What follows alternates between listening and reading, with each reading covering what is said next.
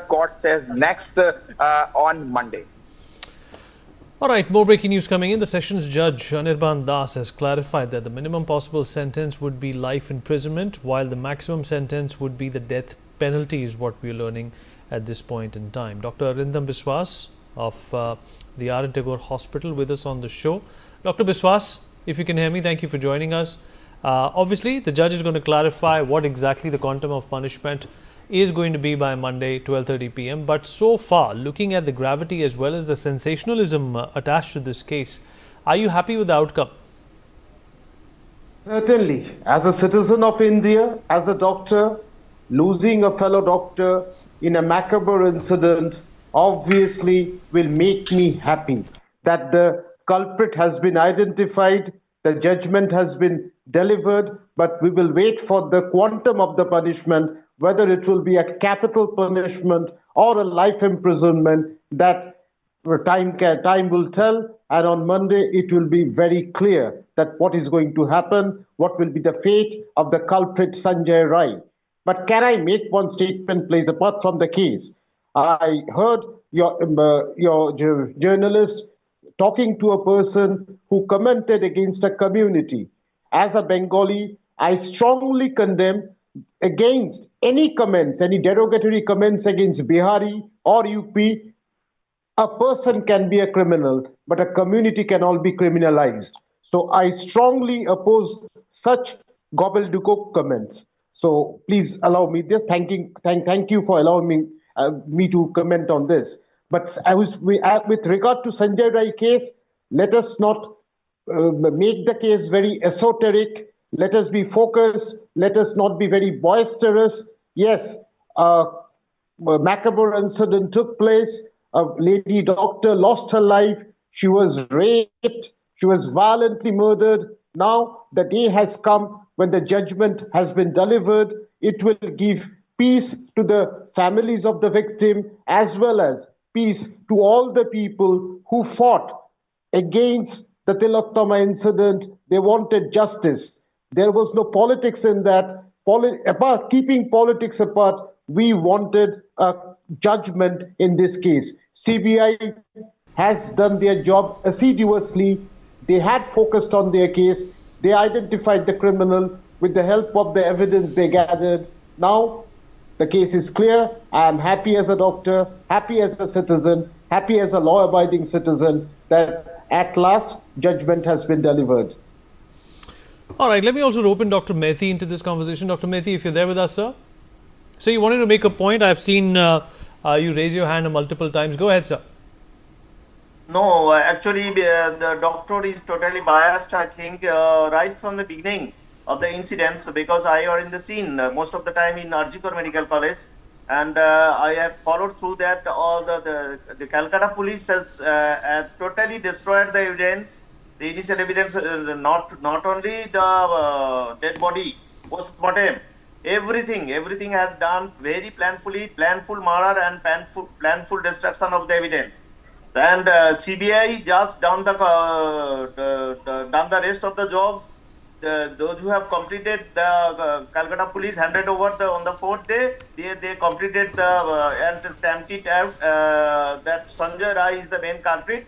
This is not so. He may be a partner of this, but I think Mr. Sandeep Ghosh, who is the main culprit principal, along with some his courtiers and others, were totally involved. If it was supposed to be a detailed investigations and very fair, it is totally unfair investigations, and the verdict will be definitely. Why do you think it's unfair, sir? Why do you think this investigation is unfair? Is it because of the pressure of the case? Yes, pressure of the government and pressure of the Sastha Bhavan and others also, and the local political leaders.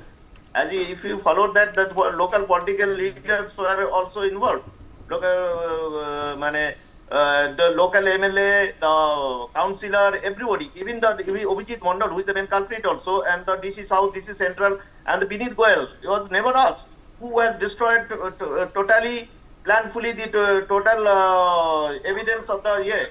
And their parents, actually, always parents are not satisfied at all. They went against the all. Even they lost the complaint 16 hours after the incident.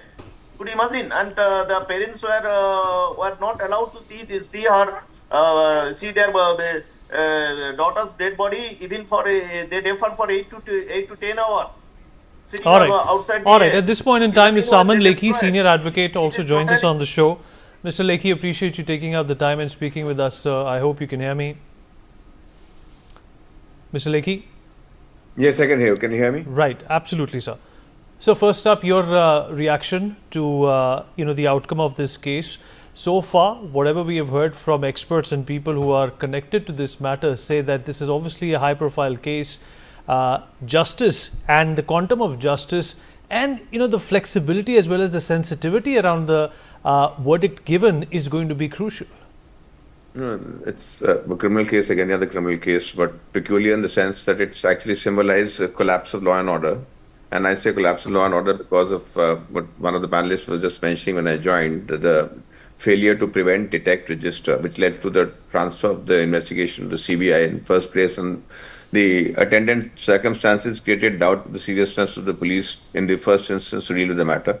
That said, surprisingly, and I do not know the reason why, as far as the charge sheet is only against Roy. As far as the other persons are concerned, the question of destruction of evidence.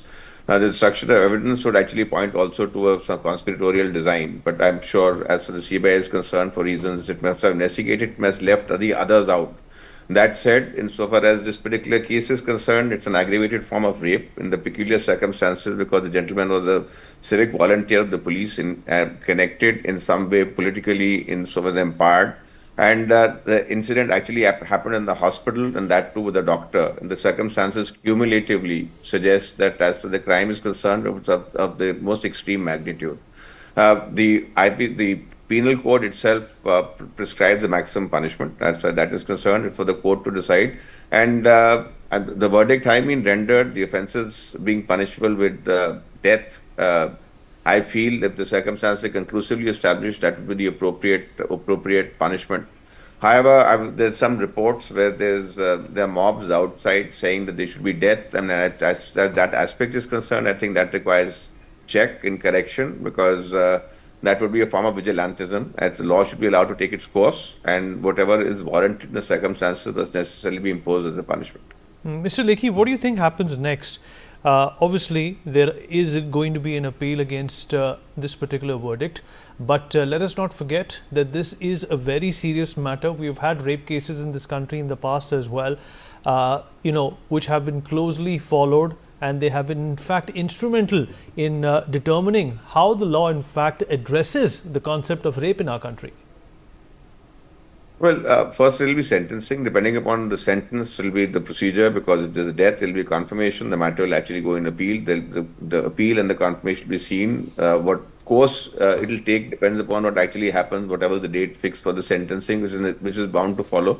As the law is concerned, the law is clear as to the punishment, because this is an aggravated form of rape leading to death, murder. So this is, as the death is one of the punishments which law prescribes. You mentioned the close pursuing of this particular matter. That has got its advantages and disadvantages both, as far as this aspect is concerned, because in some way it shuts the door out for a person who's accused of an offense for a fair hearing in court, with virtually the whole world bleeding down the neck of whoever is actually concerned with the matter, for the purposes of creating that kind of pressure that justice can only go in one direction, which is what the collective decides. I don't approve of that particular method, but that is a debate for a different point altogether. As far as this case is concerned, because the court, on examining what I got to know is 50 witnesses, and till now there's absolutely no grievance as to the legal safeguard which legitimate a fair trial having been violated. I presume that the verdict has been rendered is one on due consideration of whatever other facts. And in the circumstances, if it's in fact proved, the punishment warranted has necessarily to be the most extreme punishment which the statute permits. So what about the magnitude of this case? This was a particular case which made national headlines. How does that impact the sensitivity or the nuances surrounding this case? As far as the case is concerned, the case is not impacted by the noise which is happening around. The case, for a case to proceed, has to actually proceed on the merits of what the case actually is. And for that, you have to confine yourself to the facts as has been investigated and presented before the court, and to which the court has applied its judicial mind. Yes, as a country, as a nation, as a concerned populace, the fact that incidents like these happen and the circumstances in which this particular incident happened is in fact rather dastardly. And I say dastardly not only because of the heinous nature of the offense, but the manner in which the political system was closing around to protect actually initially about whom there was a popular conception of being directly involved in that particular exercise. So what actually should motivate us to think is not only measures, because this happens repeatedly, to prevent incidents like this, but the Supreme Court also considered in its hearing that. But the larger issue here, as far as some crime which has got some kind of political patronage, as to how is it that we deal with it.